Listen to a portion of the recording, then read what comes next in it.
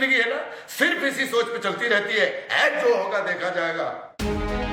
হাসির চরিত্রে দর্শকদের মাতানো অভিনেতা রাজপাল যাদব বাস্তব জীবনে এখন আইনি জটিলতার মুখে।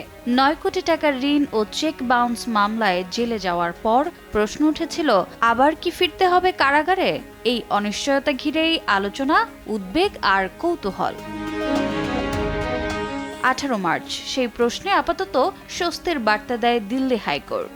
আদালত জানায়, এই মুহূর্তে রাজপাল যাদবকে আর জেলে পাঠানো হচ্ছে না, কারণ তিনি পলাতক নন, নিয়মিত আদালতে হাজিরা দিচ্ছেন এবং বকেয়া টাকার একটি বড় অংশ ইতিমধ্যেই পরিশোধ করেছেন।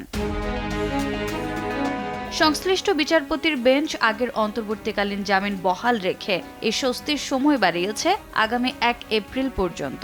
এর আগে জামিন পেতে 1 লাখ টাকার বন্ড, একজন জামিনদার এবং নির্দিষ্ট সময়ের মধ্যে 1.5 কোটি টাকা জমা দেওয়ার শর্ত পূরণ করতে হয়েছে তাকে, যা ইতিমধ্যেই পরিশোধ হয়েছে বলে জানিয়েছে অভিযোগকারী সংস্থা।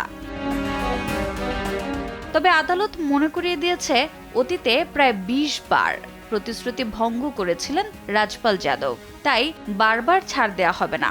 সেলিব্রিটি হলেও আইনের ঊর্ধ্বে কেউ নয়। আপাতত স্বস্তি মিললেও সামনের সবচেয়ে বড় চ্যালেঞ্জ এখন বাকি দায় মেটানো আর আইনি নিয়ম মেনে চলা।